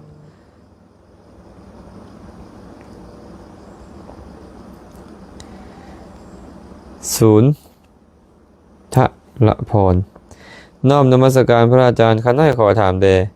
ข้าน้อยเป็นพ่อค้าขายธูปเทียนและเครื่องต่างๆที่เขาเจ้านำไปประกอบพิธีในเรื่องที่งมงวยเส้นเทียนเวียนหัวสูตรรดน้ำและเครื่องต่างๆที่นำไปประกอบพิธีแต่ข้าน้อยบ่ได้เชื่อเรื่องความงมงายเพราะนี่หลายปีแล้วข้าน้อยสิบาปบ่ที่ยังหาเลี้ยงชีพด้วยการที่ยังหากินนำพวกที่งมงวยอยู่ โอ้ยอันนี้ก็ตอบยากกันเลยเนาะให้เฮาคิดแบบนี้ซะเฮาคิดแบบนี้ว่าเฮาต้องการขายสิ่งนี้ออกไปแต่ส่วนผู้ใดจะเอาไปเฮ็ดแบบใดอันนั้นเฮาบ่ฮู้หากเฮาใส่ใจให้ดีว่าเขาเอาไปเฮ็ดแบบนั้นเพื่อเป็นอุบายให้เขาได้ฟังธรรมเพื่อเป็นอุบายให้เขาได้สมาทานศีลตอนที่อยู่ในการเฮ็ดพิธีนั้นเพื่อเป็นอุบายให้เขาได้ ฟังธรรมเมื่อครูบาอาจารย์มาคันเราคิดแบบนี้มันก็เป็นกุศลได้นี่มันก็เป็นกุศลใครบ่ได้ขายให้เจ้าไปเฮ็ดงมงวยเด้อขายให้เจ้าเอาไปและจะเป็นปัจจัยให้เจ้าได้นิมนต์ครูบาอาจารย์มาเฮือนเจ้าได้กราบได้ไหว้ครูบาอาจารย์ได้ฟังเพิ่นสวดสาธยายได้ฟังเทศฟังธรรมได้ถวายทานคันเฮาใส่ใจแบบนี้เนี่ยไอ้เจตนาแบบนั้นมันก็เป็นบุญอยู่เนาะแต่ถ้าเขาบ่สบายใจหากงดได้ก็เป็นสิ่งที่ดีนะเป็นสิ่งที่ดีแต่คำว่ายังงดบ่ได้มันต้องได้เฮ็ดแบบนี้อยู่ก็ต้องใส่ใจให้เป็นแบบนั้นเมื่อใส่ใจเป็นมันก็บ่มีโทษเนาะญาติโยมเนาะก็คือคนขายผ้าขายมีดนั่นแหละเขาก็บ่ได้เจตนาว่าขอจงเอามีดข่อยนี่ไปแทงคอหมูเด้อไปแทงคองัวคอควายเด้อไปปาดท้องกบไปปาดท้องปลาเด้อเขาก็บ่ได้คิดแบบนั้นเขาคิดแต่ว่าเอาไปเฮ็ดอยู่เฮ็ดกินแต่งอยู่ครัวกินให้พ่อให้แม่ให้ครอบให้ครัวให้ได้รับความสะดวกไปฟันไม้ฟันตอกจังซี่เป็นต้นไปปอกหน่อมงหน่อไม้เป็นต้นเอาใส่ใจแบบใดมันก็จะเป็นแบบนั้นกุศลมันอยู่ที่การใส่ใจอกุศลอยู่ที่การใส่ใจบ่ดีเท่านั้นเองวิไลพรห้วนจันทร์ลูกศิษย์ทางท่าแขกเนาะน้อมกราบสาธุการในธรรมที่พระอาจารย์เมตตาแสดงสาธุฟังเด้อล่ะเด้อ บ่แม่นอนุโมทนาซื่อๆบ่ฟังบ่ได้แต่ต้องฟังนำเด้อสมบูรณ์บ่หรือสมบูรณ์อันนี้ธรรมวงศ์น้อมนมัสการพระอาจารย์ข้าน้อยขอถามแด่วิธีออกจากกามคิดเรื่องลามกและเสพขอให้พระอาจารย์ซี่แนะข้าน้อยแน่เพราะทุกข์ใจแฮงเสพกามทุกข์ใจตอนเสพกามมันบ่ทุกข์ดอกเนาะตอนเสพกามเป็นตัณหาดิตัณหาความอยากความต้องการความพอใจเอิ้นว่าตัณหาตอนเสพกามมันยังบ่แม่นทุกข์แต่หลังจากเป็นมาแบบนั้นแล้วมันเป็นปัจจัยให้เกิดทุกข์ถามว่ากามนี่มันคืออีหยังคือความโลภความพอใจนั่นแหละความโลภความพอใจทีนี้อาหารของความโลภแม่นหยังล่ะอาหารของความโลภก็สิ่งที่น่าฮักน่าพอใจคันมันเห็นสิ่งใดว่าน่าฮักน่าพอใจความโลภมันก็เกิดตัณหามันก็เกิดของแสลงมันเป็นอย่างของแสลงตัณหาของแสลงของตัณหาก็คือสิ่งที่บ่น่าฮักสิ่งที่บ่น่าพอใจเพิ่นเลยมักให้พิจารณาซากศพหรือพิจารณาห่างกายของตนเองนี่แหละแยกออกมาผมเอาไว้บนนึงใส่ใจแยกออกมาว่าผมมันตั้งอยู่บนนี้เป็นสิ่งที่ปฏิกูลแบบนี้แบบนั้นขนมันตั้งอยู่บนนี้เป็นสิ่งที่เป็นปฏิกูลแบบนี้เป็นนั้นเล็บแข้วหนังสิ้นเอ็นกระดูกตับไตไส้พุงอาหารใหม่อาหารเก่าน้ำเลือดน้ำนองน้ำมูกน้ำลายเป็นต้นแยกออกมามันจะเห็นแต่ความบ่งามในร่างกายเมื่อเห็นความบ่งามแล้วตัณหาความอยากความต้องการความเพลิดเพลินมันจะลดลงตามลำดับของมันเนาะเฮาชั้นใดคนอื่นชั้นนั้นคนอื่นชั้นใดเฮาชั้นนั้นทรงกินเหม็นอยู่ห่างกายของเขาแต่ละส่วนนี่นะแต่คนอื่นๆกับพยายามเอากินหอมมากบเกลื่อนหน้าตาผิวพรรณขี้ห้ายกับพยายามเอาโลชั่นเป็นต้นเอาเข้าแป้งน้ำแดงมากบเกินจริงๆต่างๆในร่างกายนี่ความจริงแล้วมันทรงกินเหม็นมันบ่สะอาดต่างๆคันเอาพิจารณาเห็นแบบนี้ดูนี่นะตัณหามันจะหดตัวเพราะตัณหาหดตัวมันก็บ่ยินดีบ่พอใจความยินดีความพอใจมันก็หายไปมันก็ใจของเรามันก็จะเป็นกุศลขึ้นเนาะหรือว่าพิจารณาซากศพพิจารณาให้เห็นว่ามันเป็นแบบนี้เด้ตายขึ้นแล้วก็ขึ้นอืดขึ้นพองมีน้ำเลือดน้ำนองไหลออกบางเทื่อก็ถูกสัตว์กัดกินบางเทื่อก็ถูกตัดอวัยวะบางเทื่อก็ขาดครึ่งบางเทื่อก็มีแต่กระดูกบางเทื่อก็เลือดอาบเต็มอยู่บางเทื่อก็มีนอนไหลออกมาให้พิจารณาอยู่แบบนี้เรื่อยๆนะตัณหามันก็จะลดความลามกมันก็จะหายไปแต่ว่าต้องเฮ็ดเรื่อยๆอีหลีเด้ต้องเฮ็ดดูเฮ็ดเรื่อยๆอีหลีเนาะมันจึงค่อยสิชนะมันได้เด้เนาะก็ลองเบิ่งไปเทื่อละน้อยนั่นแหละเฮาก็อย่าไปเครียดอย่าไปตามค่อยน้อยใจคันเฮ็ดบ่ได้ดังใจเฮาก็ได้บ่อยากจะคิดแบบนี้นะบ่อยากจะเป็นแบบนี้นะอันนี้เอิ้นว่าโทสะนี่แหละมันก็เป็นตัวที่เฮ็ดให้เฮาทุกข์ซุมื้อนี้เนาะ แสนดีมะนีวงศ์โยมแม่แสนดีเนาะสาธุรับฟังอยู่อเมริกาขาน้อยเจริญพรเด้ออนุโมทนาบุญนำเด้อเสียงคำตาหลวงผมมาสอนขาน้อยขอโอกาสถามพระอาจารย์ถามว่านางวิสาขาบรรลุธรรมแต่อายุ7 ปีแล้วยังสร้างครอบครัวถามว่าเพื่อนยังมีความกำนัดยินดีในการเสพกามอยู่บ่มีลูกตั้ง3 คนกันเลยเนาะนางวิสาขานี่นะบรรลุธรรมตั้งแต่อายุ7 ปีพ่อพระพุทธเจ้าครั้งแรกเมื่อพ่อพระพุทธเจ้าครั้งแรกเข้าไปตอนถามฟังถามจบลงบรรลุเป็นพระโสดาบันแต่คือยังมาแต่งงานยังมีลูก3 คนยังมีความกำนัดยินดีบ่อันนี้เป็นคำถามที่ดีก็ต้อง มาเบิ่งองค์คุณของโสดาบัน เป็นโสดาบันเป็นย้อนหยังเป็นโสดาบันบ่ได้เป็นย้อนแนวอื่นเป็นย้อนการละกิเลสละสังโยชน์นี่แหละละกิเลสข้อใดได้ล่ะพระโสดาบันน่ะละสักกายทิฏฐิความเห็นผิดว่าเป็นตัวเป็นตนละวิจิกิจฉาความลังเลสงสัยในพระพุทธพระธรรมพระสงฆ์ละศีลปตปรามาสความประพฤติในข้อประพฤติที่บ่ถูกต้องละความขี้ที่ละความวิสาริษยาละราคะโทสะโมหะอันจะเป็นเหตุให้ไปเกิดในอบายทุกขติวินิบาตนรกเนาะแต่ว่าราคะโทสะโมหะที่บ่เป็นเหตุให้เกิดในนรกยังมีอยู่ราคะโทสะโมหะที่เหตุให้บ่ผิดศีลยังมีอยู่ฉะนั้นนางวิสาขายังมีราคะคือเก่ายังมีความกำนัดยินดีพอใจในรูปเสียงกลิ่นรสสัมผัสในการเสพเมถุนธรรมในการบริโภคกามคุณยังมีเมิดเลยนางวิสาขาเนี่ยเพราะเป็นโสดาบันเนาะยังมีความกำหนัดยินดีคือเก่าแม้นพระอริยเจ้าสั้นใดล่ะจึงสามารถละความกำหนัดยินดีในกามได้ก็ต้องตอบว่าพระอนาคามีเนาะพระอนาคามีละกามฉันทะและพยาบาทได้ละกามฉันทะกามราคะสังโยชน์นะละพยาบาทคือปฏิฆะสังโยชน์นั้นพระอนาคามีละได้ฉะนั้นโสดาบันยังเสพกามสกทาคามียังเสพกามแต่ก็ถือว่าเบาบางหลายส่วนอนาคามีบ่เสพกามแล้วเนาะตอบให้พอออกเสียงคำตอบแบบนี้ว่าพระโสดาบันยังละกามราคะบ่ได้เมื่อละกามราคะบ่ได้ก็ยังมีการเสพกามคือเก่า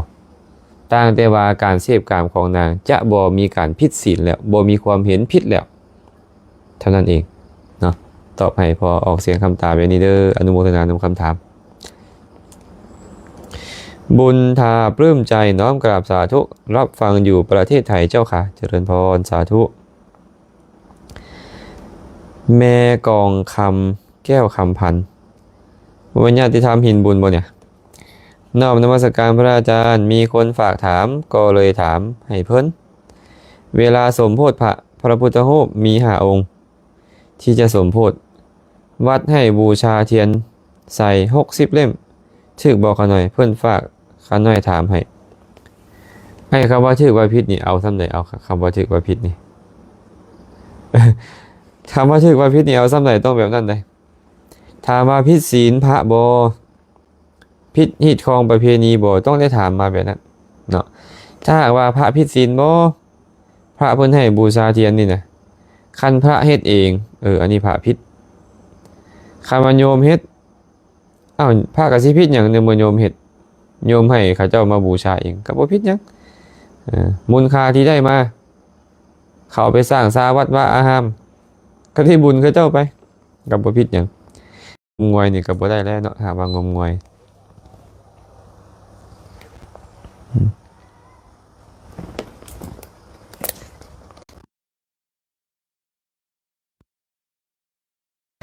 ขออภัยเด้อ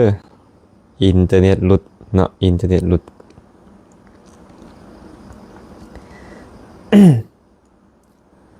มื้อนี้คงจะตอบคำถามบ่หมดที่อินเทอร์เน็ตหลุดแล้วเนาะมา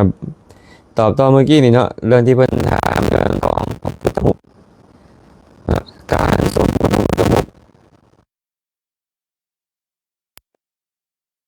หรือผิดนั่นถ้าหากว่าเพิ่น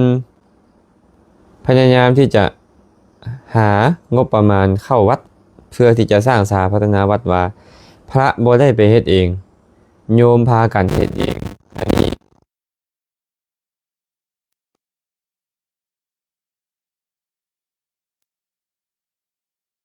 แต่บ่นะสิ่งต่างๆภายในวัดอันนี้บ่มีโทษยังบ่มีโทษแต่ว่าบูชาเทียนนั่นน่ะเราก็ต้องใส่ใจให้ดีว่าให้เขาบูชาเป็นจุดเจตนาของผู้เฮ็ดเป็นบุญเจตนาของผู้เฮ็ดเป็นบุญเด้อแต่หากพระไปเฮ็ดเนี่ยอันนี้ผิดศีลเนาะพระบ่มีการจะเฮ็ดแบบนั้นได้นะพระบ่ควรแสวงหาทรัพย์หาเงินหาทองแบบนั้นนะตอบให้ไปนี้เด้อต้องขออภัยเด้อคันผิดใจผู้ใดก็ต้องขออภัยกองประเสริฐแพงเสนพอออกตังเนาะน้อมกราบนมัสการพระอาจารย์ข้าน้อยขอโอกาสถามตอนเช้าข้าน้อยเปิดพระสูตรพระปริตเรื่อยๆได้บ่อาจารย์ช่วยแนะนำเด้อโอ้ดีหลายเนาะดี เป็นสิ่งที่ดีเลยให้เสียงพระสูตรเสียงพระปริตก้องอยู่ในหูเขาเรื่อยๆนี่นะเขาเข้าใจได้บ่เข้าใจได้แต่ก็เป็นกุศลขั้นตัวใดที่เขาเข้าใจพร้อมมันก็ได้ปัญญานำพร้อมเพราะฉะนั้นเนาะเฮ็ดโลดเฮ็ดเปิดพระสูตรให้ฟังไปบางเทื่อก็คิดแนวอื่นได้บางเทื่อก็ฟังได้ก็ยังดีก็บ่มีแนวร้อยเฮานี่เกิดกุศลเลยฉะนั้นเด้อพอตั้งเปิดโลดอนุโมทนาบุญนำเด้อวิไลครจันทรังสีน้อมกราบนมัสการพระอาจารย์ข้าน้อยขอโอกาสถามเวลาเฮาทำบุญเฮาก็น้อมใจอธิษฐานแล้วคือว่านานทรงผลละตรงกันข้ามบาปเฮาก็บ่ได้น้อมใจหาหรือว่าทรงผลคือว่าทรงผลง่ายแท้คำถามเพิ่นฝากถามกันหน่อย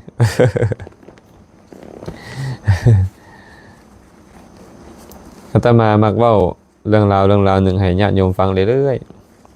ๆคนเฮานี่นะเวลาปลูกผักผัดอยากกินไวนะกะหดน้ำดุใส่ปุ๋ยดุอธิษฐานว่าขอผักที่ค่อยปลูกมื้อนี้จงงอกขึ้นมามื้อนี้จงใหญ่มื้อนี้จังสิได้กินมื้อนี้มันเป็นไปบ่ได้ชันใดถึงเจ้าจะเฮ็ดบุญหลายปานใดก็อย่าอธิษฐานปานใดก็อย่าคันบุญนั่นยังบ่ฮอดเวลามันส่งผลมันก็ยังบ่ส่งผลเนาะมันก็ยังบ่ส่งผลบุญก็ตามบาปก็ตามญาติโยมพระสัมมาสัมพุทธเจ้าตรัสไว้ว่ากรรม3อย่างนี้ภิกขุทั้งหลาย3อย่างมีอย่างใด1ทิฏฐธรรมเวทนิยกรรม2อุปาปัชชะเวทนิยกรรม3อปราประเวทนิยกรรมทิฏฐธรรมเวทนิยกรรมคือหยังกรรมที่ส่งผลในชาตินี้เอิ้นว่าทิฏฐธรรมเวทนิยกรรมบางเทื่อความชั่วบางเทื่อความดีเฮ็ดแล้วมันต้องส่งผลชาตินี้นำเอิ้นว่าทิฏฐธรรมเนาะความดีก็ตามความชั่วก็ตามบางอย่างนี่นะมันจะส่งผลชาติต่อไปพระพุทธเจ้าเอิ้นมันว่าอุปปัชชะเวทนิยกรรมอีกอย่างหนึ่งความดีก็ตามความชั่วก็ตามที่มันจะส่งผลในภพชาติต่อไปพุ่นจากชาติหน้าอีกเอิ้นว่าอปราประเวทนิยกรรมฉะนั้นบุญก็ตามบาปก็ตามญาติโยมเฮ็ดแล้วส่งผลในชาตินี้ก็มีเฮ็ดแล้วส่งผลในชาติหน้าก็มีเฮ็ดแล้วส่งผลในภพถัดไปก็มีเนาะเจ้าเฮ็ดบุญในภาคปัจจุบันนี่นะเจ้าก็อธิษฐานเพื่อให้มันส่งผลแต่ยังบ่ฮอดเวลานะเหมือนกับแม่ออกน้อยปลูกข้าวซะปลูกข้าวมื้อนี้มื้ออื่นอยากกินข้าวเป็นไปได้บ่มันเป็นไปบ่ได้พระพุทธเจ้าเลยเว้าไปนี่ว่าภิกขุทั้งหลายชาวนานี่นะมีหน้าที่คาดบานดำไข่น้ำเข้าไข่น้ำออกชาวนา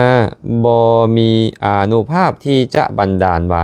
ขอเข้ากล้าเฮาจงงอกขึ้นมามื้อนี้จงแตกห่วงมื้ออื่นจงได้เกี่ยวมื้อหือนี้ชาวนาบ่สามารถเฮ็ดได้ชาวนามีหน้าที่ คาดบานดำไข่น้ำเข้าไข่น้ำออกเท่านั้นต่อเมื่อฮอดเวลาแล้วเข้าก็จะงอกงามขึ้นมาเองจะออกห่วงเองจะได้เกี่ยวเองฉันใดก็ฉันนั้นเพิ่นว่าภิกขุนี่นะมีหน้าที่เจริญศีลสิกขาสมาธิสิกขาปัญญาสิกขาภิกขุบ่มีอำนาจบ่มีอานุภาพในการจะบันดาลว่าขอค่อยจงบรรลุโสดาบันสกทาคามิอนาคามิอรหันต์มื้อนี้หรือมื้ออื่นนี้บ่สามารถบันดาลได้บ่สามารถมีอานุภาพไปเฮ็ดแบบนั้นได้มีหน้าที่เจริญศีลสมาธิปัญญาอบรมบ่มจิตใจไปเรื่อยๆแบบนี้เห็นบ่พระพุทธเจ้าบอกไปนี่เฮาคือกันเฮาเฮ็ดบุญบ่แม่นอธิษฐานปุ๊บมันจะเกิดขึ้นปุ๊บมันต้องอาศัยเวลาของมันได้เวลามันแล้วนี่บ่ต้องการมันก็ส่งผลเองความชั่วก็คือกันเนาะความชั่วก็คือกันบ่แม่นเฮ็ดความชั่วปุ๊บมันส่งผลปั๊บเลยเอากันเฮ็ดความชั่วปุ๊บส่งผลปั๊บเจ้าไปตียุงเจ้าก็ถูกค้อนตีติบ่ตียุงบาดใดก็ที่ถูกค้อนตีบาดนั้นติบ่เจ้าคิดบ่ดีทำไปก็เจ้าก็ต้อง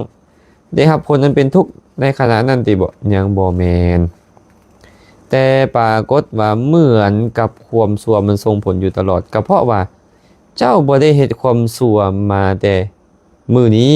มื้อวานปีกายมันบ่แม่นเจ้าเฮ็ดมาหลาย10หลายร้อยปีแล้วเจ้าเฮ็ดมาหลายร้อยหลายพันชาติแล้วความชั่วนี่มันมารวมตัวกันเข้ารวมตัวกันเข้ารวมตัวกันเข้านี่นะได้โอกาสมันก็ส่งผลแก่เจ้าส่งผลแก่เจ้าให้เจ้าประสบทุกข์มันแบบนั้นซื่อๆเนาะแต่ก็บ่ได้หมายความว่าเขาจะทุกข์อยู่ตลอดนี่เราก็ได้เห็นสิ่งดีได้ฟังเสียงม่วนได้ดมกลิ่นหอมมันเป็นอย่างละอันนั้นก็เป็นผลของบุญที่เราเฮ็ดไว้นั่นแหละเนาะมันก็เป็นผลของบุญนั้นก็เนี่ยน้อมกราบนมัสการพระอาจารย์เปิดธรรมะแล้วนอนฟังบาปบ่อาจารย์เว้าเรื่อยๆเรื่องบาปเรื่องบุญนี่นะอยากให้ญาติโยมพยายามทำความเข้าใจเรื่องบาปเรื่องบุญนี่หลายๆบาปบุญอยู่ที่เจตนาบ่ได้อยู่การนั่งบ่ได้อยู่การนอนบ่ได้อยู่การยืนบ่ได้อยู่การย่างบาปบุญมันอยู่เจตนาคันเจ้าเปิดธรรมะเจ้านั่งบักดีๆเจ้าคิดฟุ้งซ่านอยากให้ผู้นี้อยากให้ผู้นั้นนั่งฟังธรรมอยู่เป็นบุญบ่ก็เป็นบาปเมื่อใจเจ้าฟุ้งซ่านรำคาญแม่นบ่ตรงกันข้ามบ่เนี่ยเจ้าเปิดธรรมะฟังแล้วเจ้าก็โอ้ยเมื่อยเด้นอนฟังเอาฟังธรรมแล้วโอ้ยใจมันเกิดความปลื้มปิติยินดีทรงกระแสจิตไปตามธรรมะที่เพิ่นกล่าวนั่นอยู่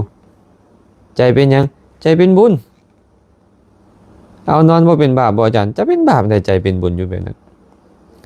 อ้าวคันนอนกับฟุ้งซ่านก็แม่นแล้วก็เป็นบาปนั่นแหละเนาะคันซั่นเนาะจะเปิดธรรมะนอนฟังก็ได้นั่งฟังก็ได้ยืนฟังก็ได้ย่างฟังก็ได้บ่ได้ผิดอีหยังบ่ได้บาปอีหยังคันใจดีนะคันใจดีแต่ว่าในกรณีอยู่ต่อหน้าครูบาอาจารย์ที่เพิ่นกำลังเทศอยู่หั่นน่ะเฮาบ่ควรนอนเพราะว่าพระภิกขุนี่นะเทศให้คนนอนนี่เพิ่นเป็นอาบัติเพิ่นเฮาเองก็ชื่อว่าบ่เคารพผู้แสดงธรรมนำเอิ้นว่าบ่เคารพธรรมเนาะตอนอยู่ต่อหน้าครูบาอาจารย์เพิ่นเทศให้เฮาต้องนั่งฟังด้วยความเคารพบ่ก็ยืนฟังด้วยความเคารพ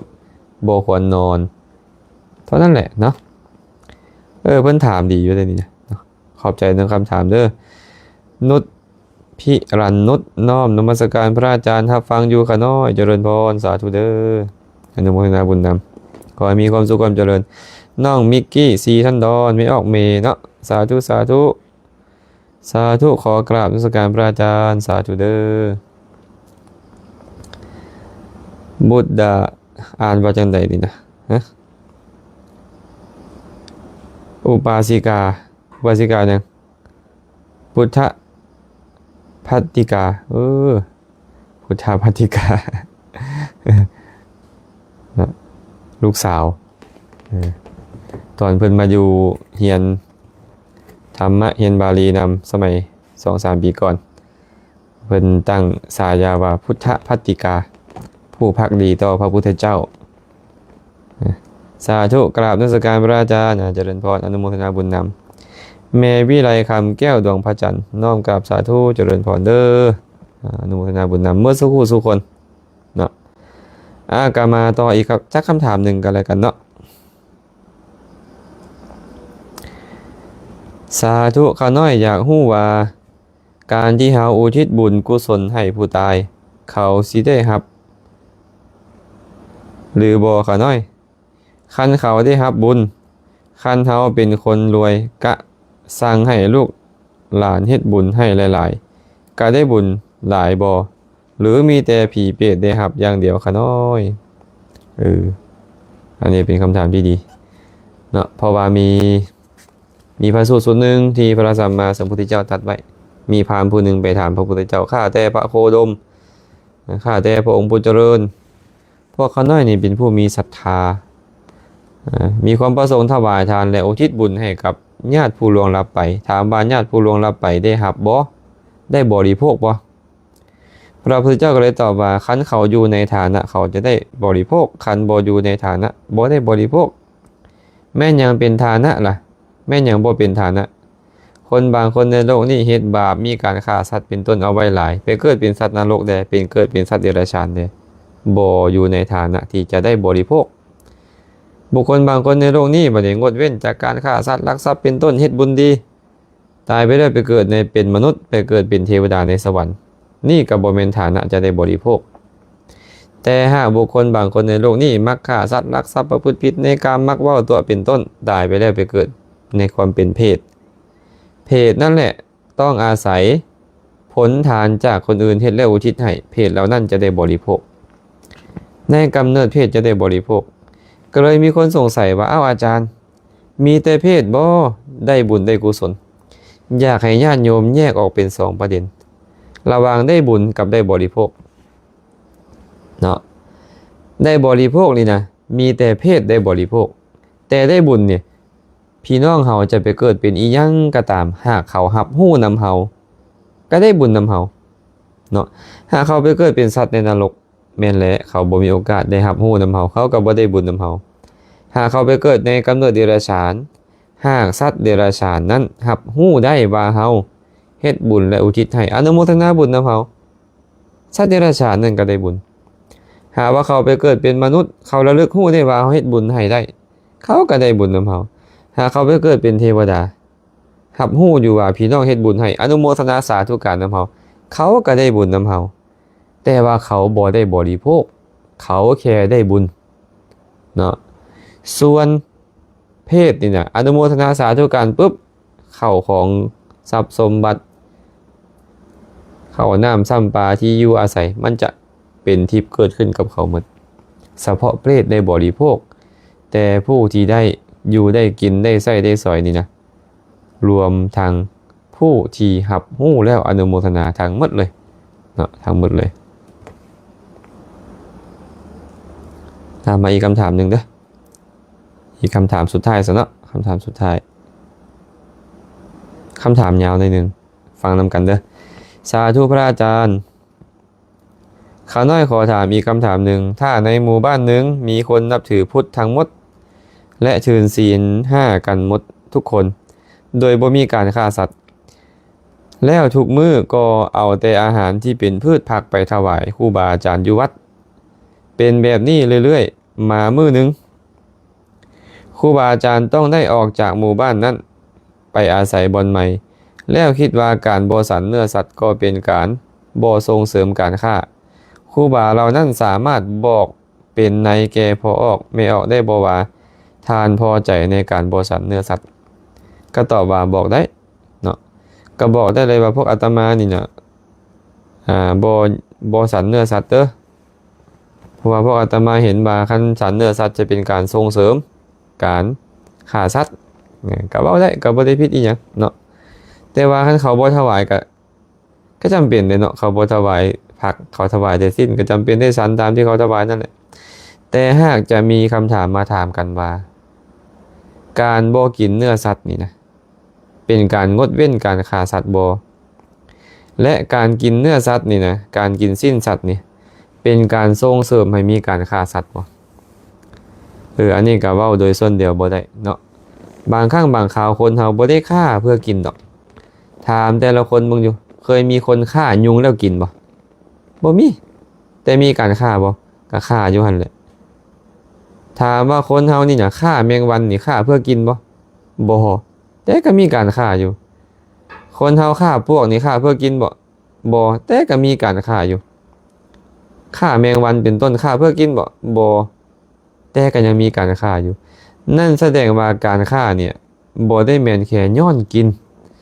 การฆ่านี่เกิดมาจากกิเลสในใจนี่กิเลสในใจนี่เป็นเหตุให้ฆ่าบ่เป็นการกินเป็นเหตุให้ฆ่าพระพุทธเจ้าก็ยังกินสิ้นปกติพระอรหันต์ทั้งหลายยังกินสิ้นปกติขอแค่ญาติโยมถวายสิ่งนั่นมาพระองค์กสันตามที่ญาติโยมถวายมาพระอรหันต์ทั้งหลายกสันตามที่ญาติโยมถวายมาเนาะเพิ่นก็บ่ได้มีการฆ่าสัตว์คนก็บ่ได้มีการฆ่าสัตว์ย้อนการกินของเพิ่นแต่ว่ากิเลสในใจที่มันมักฆ่านี่นะมันเป็นเหตุให้ฆ่ากิเลสนั่นแหละเป็นต้นตอของการฆ่าสัตว์บ่แม่นการกินสิ้นเป็นเหตุให้การมีการฆ่าสัตว์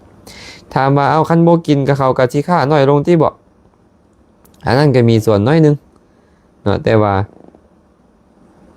กินบ่กินเขาก็ฆ่าอยู่แหละแม่นบ่กินบ่กินเขาก็ฆ่าอยู่แล้วแหละ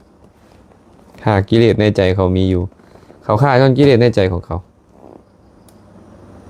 แล้วเนาะมื้อนี้ก็คงจะพอสมควรก่อนเมื่อกี้นี้อินเทอร์เน็ตสะดุดเพราะว่าไฟดับแล้วมันสะดุดเวลามันสะดุดปุ๊บอินเทอร์เน็ตก็หายก็ต้องขออภัยนำญาติโยมสุขคนเด้อก็ขอจบการกล่าวตอบปัญหาธรรมะในค่ำคืนมื้อนี้เพียงเท่านี้